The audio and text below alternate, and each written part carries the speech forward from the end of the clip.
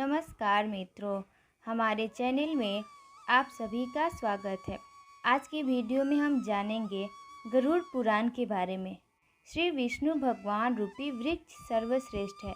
भगवान रूपी वृक्ष का धर्म ही दृढ़ मूल्य है। वेद शाखाएं हैं, यज्ञ फूल है और मोक्ष फल है।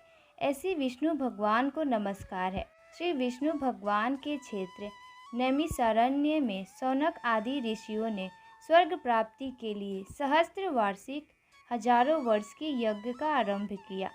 उन ऋषियों ने एक समय नृत्य क्रिया, अग्निहोत्र आदि कर्मों से निवृत्त होकर सुखपूर्वक बैठे हुए श्री सूत जी का सत्कार करके आदरपूर्वक उनसे यह प्रश्न किया। ऋषियों ने कहा, हे सूत जी, सुख को देने वाले वेदों के सिद्धांतों को आपने भाली भांति सुनाया। इस समय हम लोग भय को देने वाले यमराज के मार्ग का वर्णन सुनना चाहते हैं। संसार के दुख और कष्ट के नाश होने के उपाय और लोक तथा परलोक के दुखों का वर्णन करने में आप समर्थ हैं। सूत जी ने कहा, पापियों को दुखदायी और पुण्यात्माओं को सुखदायी अत्यंत दुर्गम यम मार्ग का वर्णन आप लोगों के हित के लिए मैं कहता हूँ। सुनिए। गरुड़ जी के पूछने पर जो वृत्तांत स्वर्ग में सुखपूर्वक बैठे हुए विष्णु भगवान ने गरुड़ जी से कहा था, वही मैं आप लोगों से कहता हूँ। गरुड़ जी ने पूछा, हे भगवान, आपने भक्ति के अनेक मार्गों को तथा भक्तों की उत्तम गतियों को मुझे सुनाया है। अब इस समय मैं आपकी भक्ति से विमुख प्राणियों का गमन दुर्गम यम मार्ग को कैसे होता है सुनना चाहता हूँ। यम मार्ग की कठिनाइयों को श्रवण करना चाहता हूँ। हे भगवान, आपका नाम लेना सरल है और जिह्वा आपके वश में है, फिर भी आपकी भक्ति से विमुख हो जो नराधम नरक में जाते हैं उनको धिक्कार है। हे नाथ, पापियों की जो दुर्गति होती है, जिस प्रकार के नरकगामी होते हैं तथा उस दुख को सहते हैं, उसे विस्तार से कहिए। श्री भगवान ने कहा, हे पक्षीराज गरुड़, मैं भयंकर यम मार्ग का वर्णन करता हूँ। जो लोग सर्वदा पाप में ही असमक्त रहते हैं, दया और धर्म से रहित है, कुसंगति में रहते हैं और उत्तम वेद शास्त्र तथा सत्संगति में विमुख रहते हैं, जो अपने को सम्मानित मानकर फूले रहते हैं और धन तथा मर्यादा के गर्व में युक्त हैं तथा राक्षसी भाव प्राप्त होकर देवी शक्ति रूपी संपत्ति से हीन होते हैं, जो काम तथा भोग में लीन रहते हैं, जिनका मन माया जाल में फंसा हुआ है, वे अपवित्र नरक में गिरते हैं। जो मनुष्य दान देने वाले, वे मोक्ष प्राप्त करते हैं।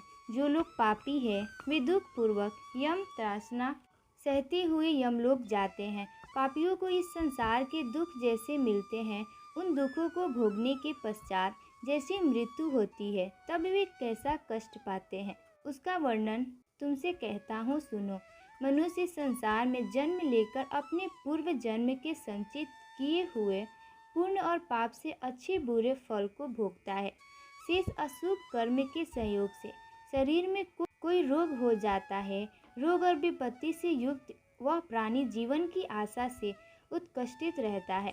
युवावस्था को वेदनाहीन यह प्राणी स्त्री से सेवित होने पर भी जरावस्था को प्राप्त होता है। बलवान सर्प के समान काल एकाएक उसके सिर पर आ पहुँचता है। वृद्धावस्था के कारण रूपहीन होकर घर में मृतक के समान रहता है। गृहस्वामी द्वारा अपमान युक्त दिए हुए आहार को श्रवण के समान भोजन करना है। रोग और मंदादि के कारण आहार घट जाता है और चलने फिरने की शक्ति घट जाती है। चेष्टाहीन हो जाता है। जब कफ से स्वर नालियाँ रुक जाता है और श्वास के आवागम में कष्ट होता है। खांसी और श्वास के वेग के कारण उसके कंठ से घुर घुर शब्द होने लगता है। चेतना रहने के कारण चारपाई पर पड़ा हुआ सोचता है। बंधु वर्ग से घिरा हुआ वह प्राणी मृत्यु के सत्रिकट आता है, बुलाने से भी नहीं बोलता है। इस प्रकार अब भी कुटुंब के पालन पोषण में जिसकी आत्मा लगी रहती है, उस परिवार के प्रेम की वेदना में रोता हुआ वह प्राणी परिवार के बीच में मर जाता है। हे गरुड़, मृत्यु के समय देवताओं के समान उस प्राणी की दिव्य दृष्टि हो जाती है। वह संसार को एकमय देखता है। कुछ भी बोलने से असमर्थ हो जाता है। इंद्रियों की व्याकुलता से चैतन्य प्राणी भी जड़ के समान हो जाता है। इस कारण समीप में आए यमदूतों के भय से प्राण अपने स्थान से चलायमान हो जाता है। जब प्राण आदि पांचों आयु अपने स्थान में चल देते हैं, उसे मरते हुए पापी का एक क्षण भी कल्प के समान बीतता है। 100 भिक्षुओं के काटने से जो पीड़ा होती है, वैसे ही व्यथा श्वासों के निकलते समय होती है। यमदूतों के भय से उस जीव के मुख में लार और फेन गिरने लगता है। अंत पापियों का प्राण वायु गुदा के मार्ग से बहिर्भूत होता है। प्राण निकलते समय प्राणियों को यमदूत मिलते हैं, जो क्रोध में लाल नेत्र वाले, भयानक मुख, पास और दंड को लिए, नग्न शरीर, दांतों को पीसते, ऊपर को उठे केस वाले, काकों के समान काले टेढ़े मुख वाले, विशाल नख रूपी शस्त्र वाले यमदूत वहां आकर उपस्थित रहते हैं। उन दूतों को देखकर भय में वह प्राणी मलमूत्र का त्याग करने लगता है। हाय हाय करता हुआ वह जीव शरीर से निकलकर अंगुष्ठ मात्र शरीर को धारण करता है और मोहवश अपने घर को देखता है। उसी समय यमदूतों द्वारा पकड़ा जाता है। उस अनुष्ठान मात्र शरीर को यतान रूपी शरीर में ठग गले में रस्सी बांधकर इस प्रकार ले जाते हैं, जैसे अपराधी पुरुष को राजा के सिपाही पकड़कर ले जाते हैं। यह यमदूत इस प्रकार उस जीव को ले जाते हुए मार्ग में धमकी देते हैं तथा नरकों के भयानक दुखों का वर्णन बारंबार करते जाते हैं। वे दूत कहते हैं, अरे दुष्टात्मा, तू शीघ्र चल, तुझे यमलोक को जाना है और कुंभी पाप आदि नरकों का उपभोग करना है। अंत तू देर ना कर। यमदूतों की ऐसी बोली को सुनता हुआ तथा अपने बंधु वर्ग के विलाप को श्रवण करता हुआ वह जीव हाय हाय करता है। यमदूत उसे प्रताड़ना करता है। उन यमदूतों के धमकाने से उसका हृदय विदीर्ण हो जाता है। भय से कांपता अपने पापों का शमन करता हुआ यम मार्ग से कुत्तों से कटाया जाता है।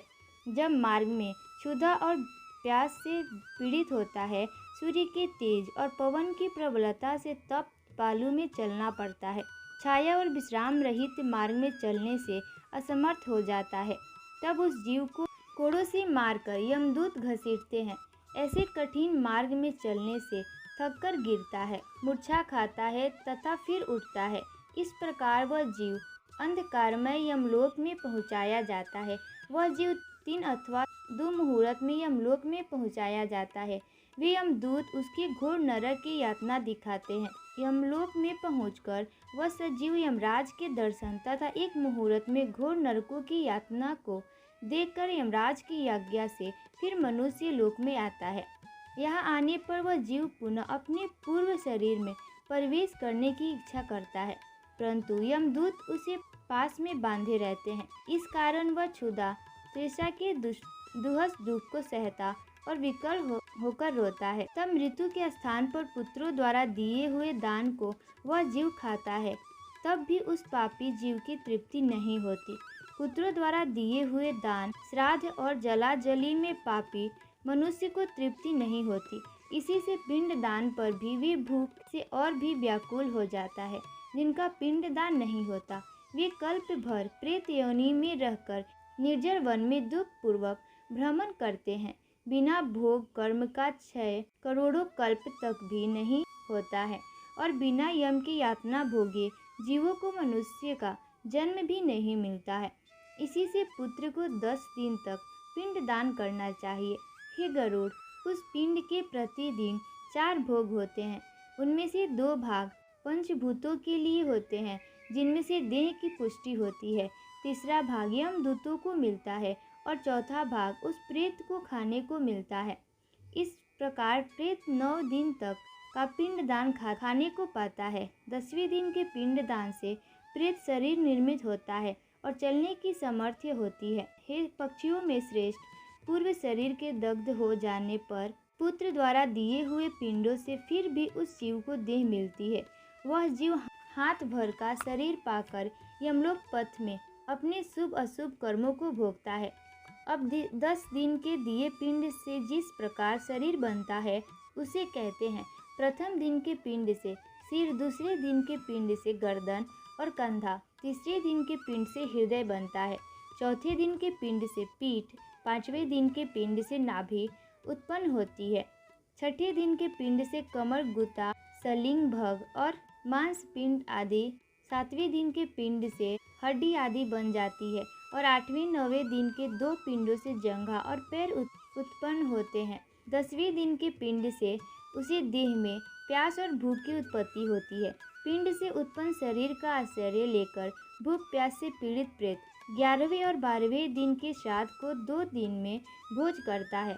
13वें दिन यमदूतों से बांधा वह जीव बंधे हुए बंदर के समान अकेला जाता है। ही गरुड़, वैतरणी को छोड़कर केवल यमलोक ही सही 86,000 योजन विस्तीर्ण है। अब इस जीव को प्रतिदिन 24 घंटों में क्रमशः 247 योजन यमदूतों के संग निरंतर चलना पड़ता है। चलने वाले इस मार्ग के अंत में 16 गांव पड़ते हैं। उनको लांघ कर तब यमराज के नगर में वह पापी जीव पहुंचता है। उन नगरों के नाम ये हैं: सौम्यपुरी, सौरीपुर, नगेंद्र भवन, गंधर्व, शैलागम, क्रौंच, क्रूरपुर, विचित्र भवन, ब्राह्मपद, दुखद, नानाक्रंदपुर, सुतपथ भवन, रौद्र नगर, पयोविष्रण, सीताढ़य और बहुभीति।